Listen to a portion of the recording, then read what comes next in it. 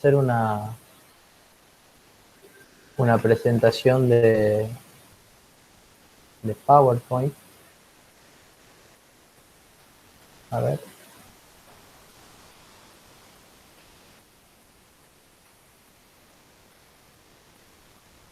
Bien.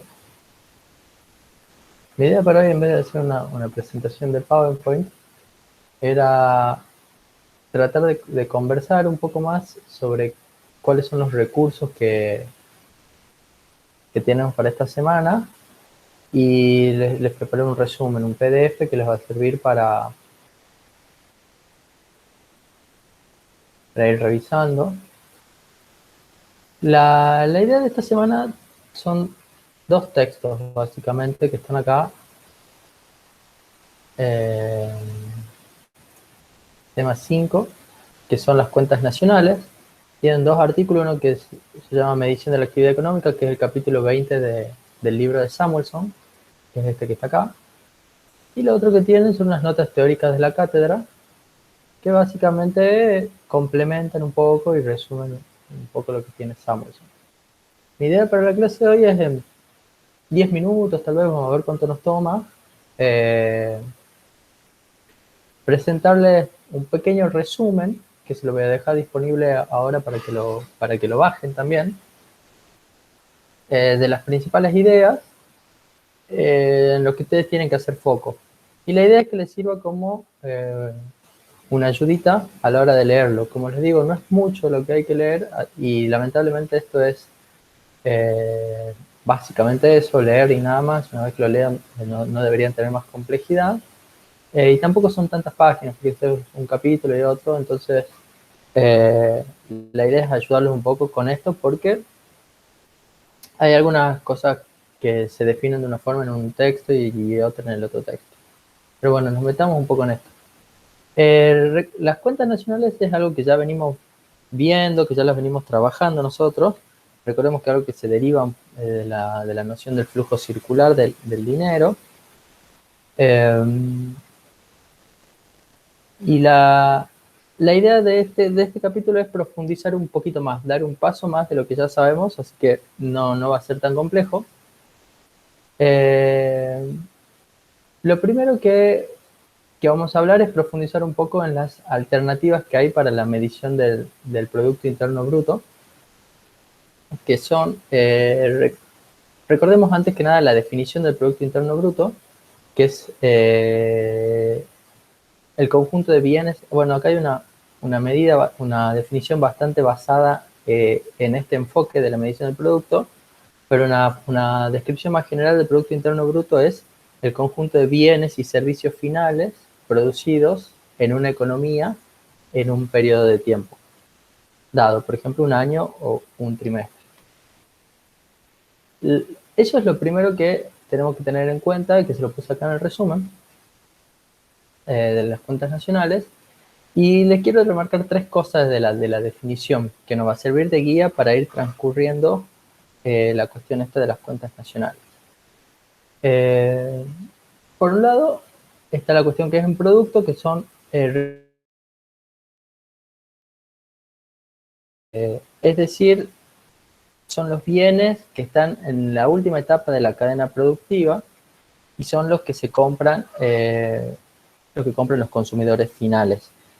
Esto es para distinguir de los bienes que son insumos o productos intermedios que sirven de medio para la producción de otros bienes y servicios. Esto va a ser importante, sobre todo en uno de los métodos.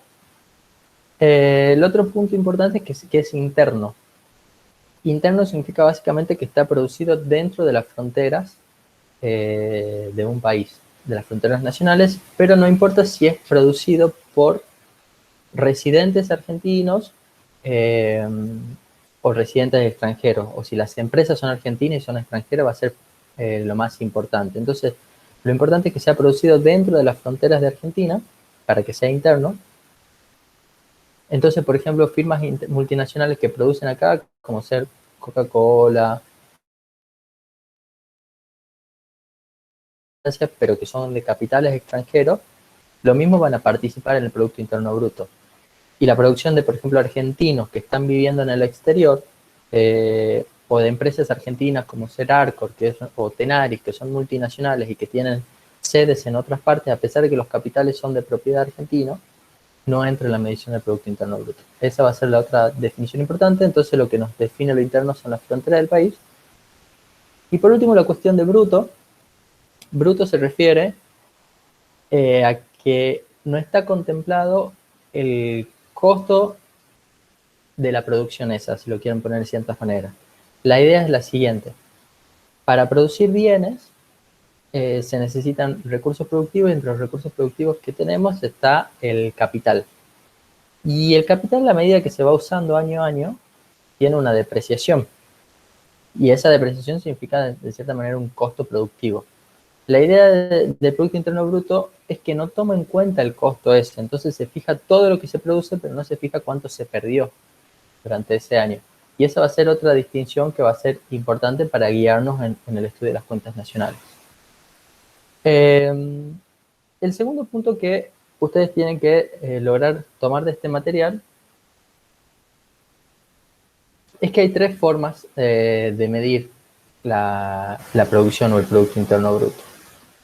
Las tres formas son básicamente el método que ustedes ya conocen, que es el método del gasto o del flujo de la producción, que es lo que les aparece primero acá en el capítulo de Samuelson, que dice básicamente que el Producto Interno Bruto es el consumo más la inversión más el gasto más las exportaciones netas, sería acá, esto es X menos M.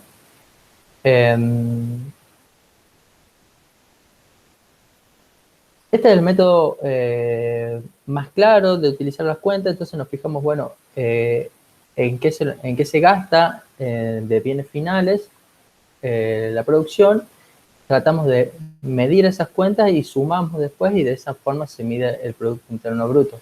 Yo acá en una presentación que había hecho para otra clase, que no se las doy ahora porque me parece que no es necesario, les mostraba un ejemplo de este método, el método del gasto, y estas son las partidas para Argentina en el año 2016 y 2017. Ustedes tienen por un lado la oferta global, que es el Producto Interno Bruto y las importaciones, es decir, todo lo que se ofrece en la economía, y por otro lado todo lo que se demanda, que es el consumo privado, el gasto público, las exportaciones. Este ítem, que es formación bruta de capital físico, es lo que nosotros llamamos básicamente inversión. Está bueno que diga acá bruto porque nos queda claro que la inversión en este caso se va a considerar bruta, es algo que vamos a pensar después.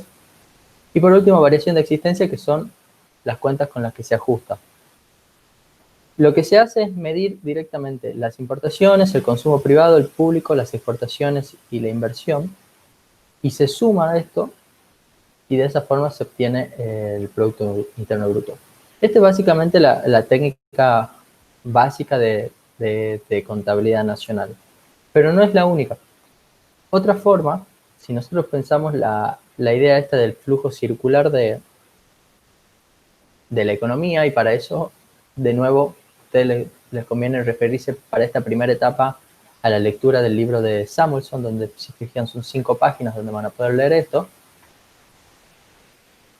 ¿Qué nos dice? ¿Qué nos muestra el libro de Samuelson? Nos muestra el dibujo del flujo circular y nos dice, si suponemos una economía sencilla, digamos, donde son compradores, familias, gobierno, etcétera, y productores, empresas, ese flujo circular, si yo mido los bienes y servicios que se producen, que es básicamente el enfoque este que nosotros tenemos del consumo, la inversión, el gasto y las exportaciones, tiene que ser igual a los pagos que se hacen por los servicios con los que eso se produce, que básicamente son los servicios del trabajo, que son los salarios, son los servicios de la tierra, que son las rentas de la tierra, son los servicios del capital, que son los intereses o la renta del capital, y todo eso tiene una variación monetaria, y debido al flujo circular deben ser iguales. Entonces, una forma alternativa de medir la producción es, en vez de enfocarme en el consumo, la inversión, el gasto más las importaciones, me enfoco en la cantidad de salarios que se pagan, la cantidad de intereses que se pagan y la cantidad de alquileres. Esto es lo que se llama el método de la renta. Sin embargo, a este método de la renta, para que me cierren las cuentas, lo que tengo que sumarle son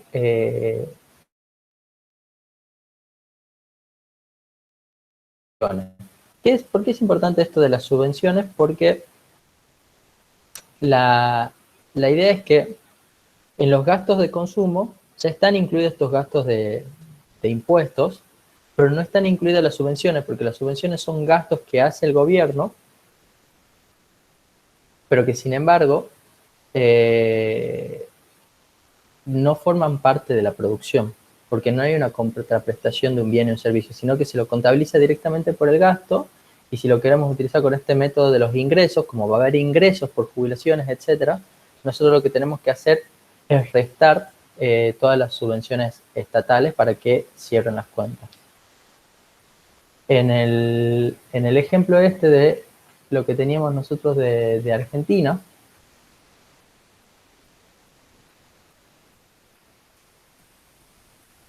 esto les aparece si ustedes entran en la página INDEC en las cuentas nacionales. Las cuentas que utilizan son, por ejemplo, acá el valor agregado bruto, que es lo que nosotros hemos visto antes como el Producto Interno Bruto, debe ser igual a la remuneración del trabajo asalariado, el ingreso mixto bruto, que es el ingreso de las pymes, los impuestos, menos los impuestos netos, más los impuestos netos de subsidio, que es lo que yo a ustedes les decía, y este excedente de la explotación bruta son básicamente los intereses del capital. Entonces, este básicamente otra forma alternativa de medir el producto. Y por último tienen el método del valor agregado. El método del valor agregado, también les recomiendo que lo lean de Samuelson, es bastante sencillo. Acá está en Samuelson este ejemplo, que es un ejemplo de una cadena de producción desde el trigo hasta el pan, que dicen, por ejemplo, para producir trigo, supongamos que no hubo insumo y solo hubo trabajo, entonces lo que se recoge del trigo ese se lo vende a 23 pesos, y como no tiene costo, el valor agregado de la tarea de recoger trigo, que sería una actividad primaria, es 23. Después ese trigo es vendido a alguien que fabrica harina, entonces el que va a hacer harina tiene un costo de 23 pesos de trigo, pero después lo vende a 53 pesos. La diferencia entre 53 y 23 es el valor agregado de la persona o la fábrica que hizo la harina. Después la harina es vendida para ser horneada, y eso se lo revende a 110 pesos, entonces ahí se produce 57 pesos de valor agregado, y el producto final, que va a ser el pan, que va a ser 190, el precio de venta va a haber tenido un costo de 110 en total. Esto es básicamente la mano de obra, lo que dice acá. Y el valor agregado va a ser 80. Si nosotros subamos el valor agregado 23 más 30 más 57 más 80, vamos a llegar a 190. Esos 190 son equivalentes a la suma del valor agregado o al costo o al precio del bien final, que es el PAM, que es el decía, no de los insumos intermedios que se utilizaron, sino el producto final. Los dos métodos son equivalentes, como les mostraba, para medir el Producto Interno Bruto si esto lo generalizamos para toda la economía. Esto es un ejemplo. Pero la noción básica del valor agregado es que el Producto Interno Bruto puede ser sumado como los valores agregados de las distintas etapas productivas de distintos sectores productivos. En el ejemplo este de las cuentas nacionales, ustedes tienen cómo se ve en Argentina, que se muestra por un lado el valor agregado de los distintos sectores, la agricultura, la pesca, las minas, etc. Si sumamos todos los valores agregados, lo que obtenemos finalmente, como les decimos, es el Producto Interno Bruto. La idea es que estos tres métodos son distintas formas de encarar el mismo objeto, que es la producción nacional, y que midiendo de las distintas alternativas se puede llegar a la misma conclusión. Siempre hay discrepancia con la metodología y pequeños errores de omisiones, pero formalmente los tres métodos son equivalentes. Esto, como les decía, les recomiendo que lo lean directamente de Samuelson, son esas páginas, y con eso van a andar bien. Ahora, una vez que ya tenemos claro qué es el Producto Interno Bruto y cuáles son las distintas formas de medirlo, lo que entramos ya son en definiciones. Y esto, como le digo, es bastante trivial, lo único que tienen que hacer es anotarse las definiciones y aprendérselas, acá no hay más que eso. Estas definiciones surgen de convenciones, pero cada libro y cada país le pone su nombre específico y sus pequeñas cosas, entonces ustedes pueden encontrar discrepancias entre lo que es, por ejemplo, en este caso la nota de cátedra, o lo que es el libro de Samuelson y el manual del INDEC de las cuentas nacionales. Si bien en las tres la esencia va a ser la misma, puede haber pequeñas discrepancias en los nombres que le ponen o si las definiciones son más precisas o menos precisas. Lo que les recomiendo es que se lleven de esta guía, de este resumen general, y la vayan contrastando sobre todo con lo que son las definiciones de las notas de cátedra. Ya les voy poniendo acá yo un poco dónde se pueden fijarse. La primera distinción importante es diferenciar entre lo que es el Producto Interno Bruto y el Producto Interno Neto. El Producto Interno Neto es el Producto Interno Bruto, que es esto que yo les decía, menos lo que es la depreciación, que es este desgaste que tienen todos los bienes y servicios. Que es este desgaste que tienen los bienes de capital que se utilizan para la producción de bienes y servicios. Simplemente para hacer una equivalencia, lo que tienen que hacer para calcular el Producto Interno Neto es al Producto Interno Bruto restar la depreciación. Esto lo pueden ver, como les decía, en Samuelson, en las páginas entre 402 y 405, que sería acá, de 402. 402 es importante que vean esta cuestión de lo que es la inversión bruta versus la neta, porque básicamente la diferenciación entre el Producto Interno Bruto y el Producto Interno Bruto en el método de contabilidad nacional del método del gasto, que es el consumo más la inversión más el gasto más las exportaciones netas, la inversión que se utiliza es la inversión bruta, que es lo que en INDEC se llamaba formación bruta de capital fijo. Lo que se hace para ajustar la medida para pasar el Producto Interno Bruto al Producto Interno Neto es a la inversión bruta restarle la depreciación y transformarla en inversión neta. Entonces esa sería una subcuenta para el Producto Interno Bruto que le sirve para transformar el Producto Interno Bruto en Producto Interno Neto. Sin embargo, en formas más generales, en las notas de cátedra que tenemos acá,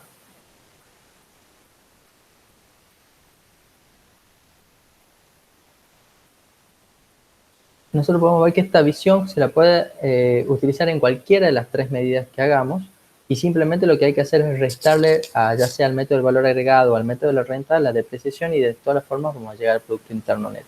Esas serían como las dos distinciones de enfoque que hay entre las notas de cátedra y el libro de Samuelson, pero en esencia son idénticas. Acá no hay mucha discrepancia.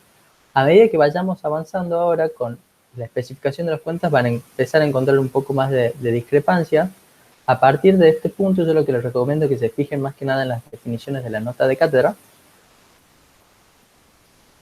sobre todo por una cuestión de la terminología, porque en el libro de Samuelson lo que se evidencia es que está un poco más generalizado y no se hace tanto hincapié en esta distinción, que es la que nosotros vamos a llamar la distinción 4 acá, que es lo que nos va a generar un poco de discrepancia en las definiciones. Como les digo, conceptualmente lo mismo, pero en la forma de presentarlo está distinto, entonces puede haber confusiones acá.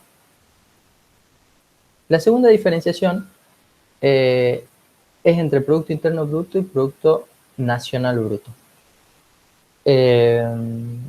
Como les decía, la idea del Producto Interno era que era algo que es producido dentro de las fronteras de un país, mientras que la producción nacional, la idea es que es producida por residentes nacionales, o que es producida por argentinos. Es un poco la distinción. El Producto Interno Bruto lo que trata de medir es la producción dentro de un territorio, de una visión un poco más geográfica, y el Producto Nacional Bruto lo que trata de medir es la producción de los argentinos. Entonces es una división un poco más básicamente por residencia, por las personas que se declaren como ser residentes argentinos. Entonces esta sería básicamente la definición. ¿Y cómo hacemos para pasar de uno a otro? Bueno, básicamente lo que tenemos que hacer es al Producto Interno Bruto sumarle lo que son las rentas netas de los argentinos en el exterior. Las rentas netas de los argentinos en el exterior es la diferencia entre las rentas que perciben argentinos en el exterior, es decir, lo que gana la gente o las empresas que trabajan afuera, menos lo que son las rentas que perciben los agentes extranjeros que trabajan en Argentina o las empresas localizadas en Argentina, que es lo que acá se simboliza como REA. Yo acá lo que estoy utilizando es la notación de las notas de cátedra. Como le digo, estas siglas y estas cosas van cambiando en función de la bibliografía que utilicen, no es que es una convención internacional, como si es Producto Interno Bruto, está bastante generalizado, que en todos lados donde ustedes lean PIB o PBI, saben de qué están hablando. Cuando ya entran en RAE, REA y este tipo de cosas, son cuestiones más específicas que tienen que ver bien la definición. Acá la definición tienen que tomarla de las notas de cátedra, pero el concepto sí es un concepto que es general y que lo van a encontrar en cualquier libro. El concepto siempre es el mismo. Lo que puede cambiar son las siglas o la forma en la que se lo define.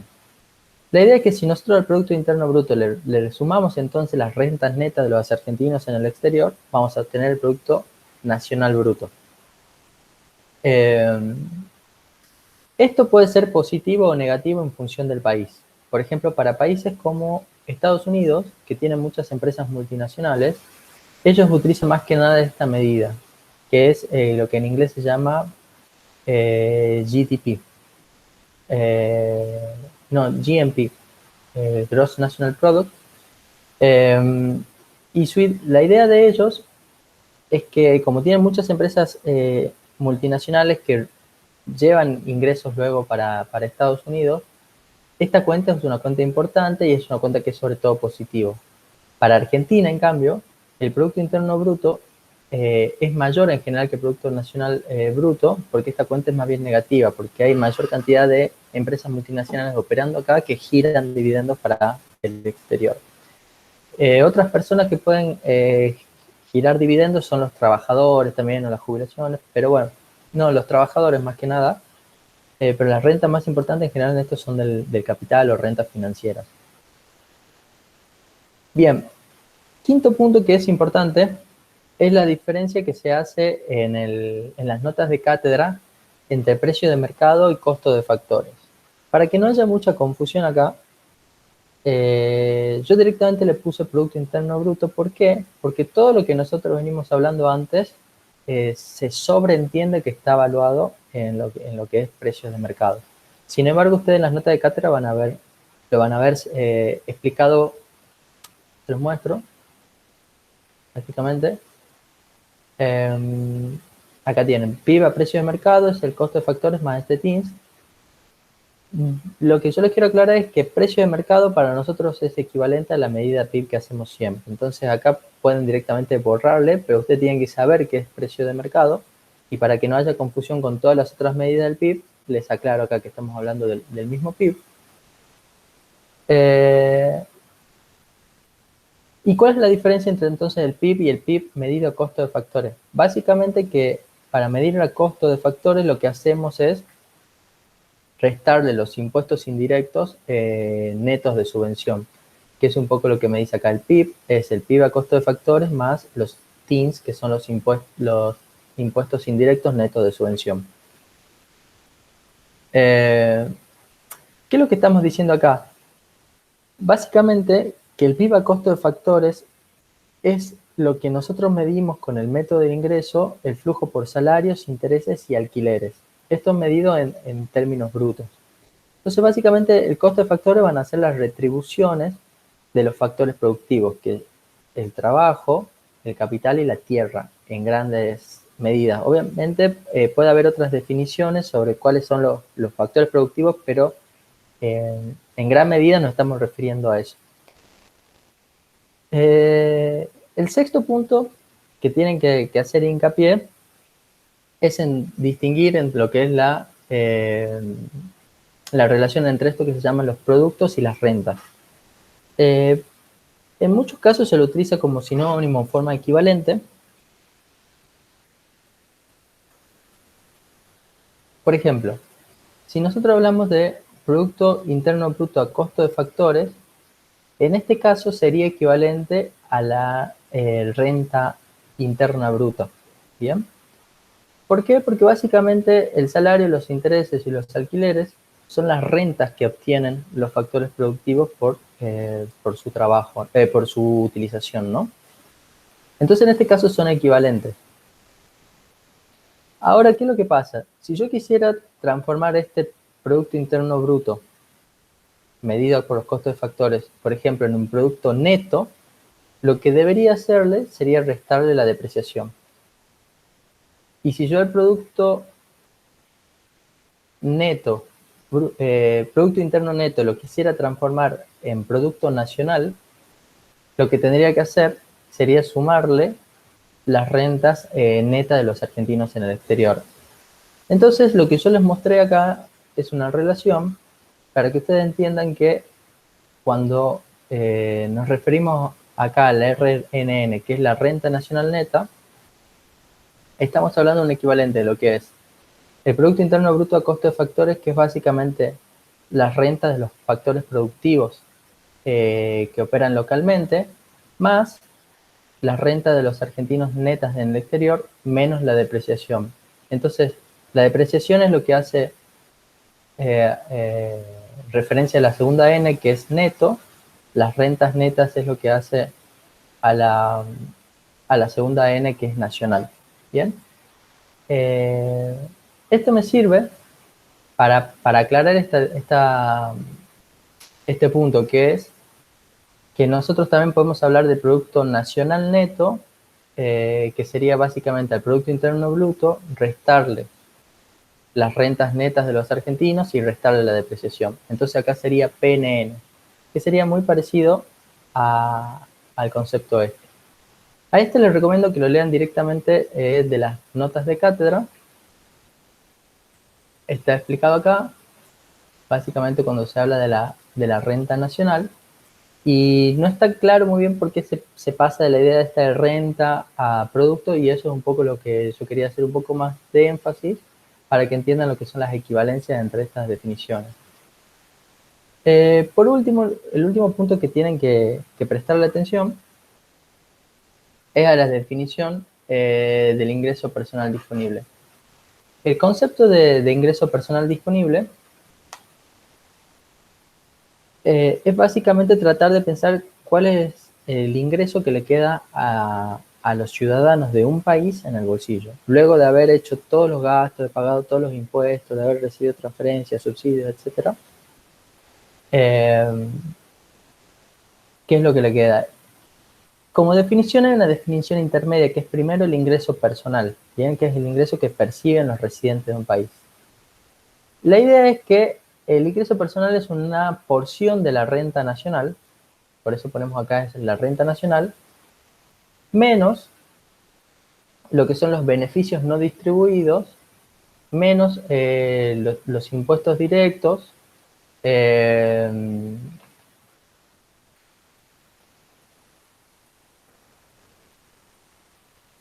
menos las cotizaciones de la seguridad social, que es esto que aparece acá, más las transferencias.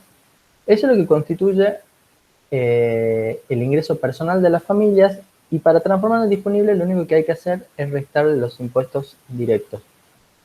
Y eso sería básicamente todo el enfoque. Para que les quede más o menos graficado, ustedes pueden referirse acá, por eso les marqué ahí como referencia el libro de Samuelson, este gráfico que dice: partimos del Producto Interno Bruto y a medida que le vamos restando partes, vamos llegando a una porción más chica, que es el ingreso personal disponible. Este gráfico de acá no es perfectamente compatible con las definiciones que fuimos poniendo acá. ¿Bien? Aunque se puede hacer una equivalencia, no es perfectamente compatible, pero nos sirve como para tener una idea de cuáles son algunas de las cuentas que se van sumando y restando. Entonces, se los digo para que lo tomen con pinzas a esto, porque las definiciones que se utilizan en las notas de cátedra son un poco más precisas. Como ven, acá utilizamos sobre todo lo que son las rentas de los extranjeros y lo que son estas cuentas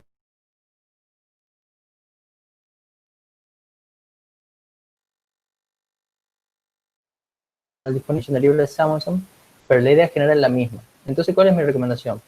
Lean primero el texto de Samuelson y después lean con atención lo que son las notas de cátedra y llévense sobre todo por las definiciones que se utilizan en las notas de cátedra y lo que pueden utilizar como guía para ir viendo cuáles son las distintas etapas para ir razonando cómo se van armando estas cuentas nacionales es este resumen que está acá, que básicamente nos va diciendo paso por paso cuáles son las distinciones más importantes. Y bueno, esto sería todo. Como les digo, la cuestión de las cuentas nacionales es bastante tedioso y es básicamente teórico, no queda otra que aprenderse las fórmulas, escribirse las definiciones y con esta tablita que ustedes tienen acá, con este resumen, después van a poder resolver básicamente los ejercicios. Los ejercicios van a ser de índole, si los impuestos son tantos y la depreciación es esta, cómo cambia la renta nacional de un país, y ese tipo de cosas, o entender diferencias conceptuales, sobre todo en lo que es bruto y neto, lo que es interno y nacional, lo que es precio de mercado y costo de factores, pueden ser un poco teóricas por ese lado de las preguntas, pero básicamente esto es todo, no hay mucho más para darle, así que lo dejamos acá.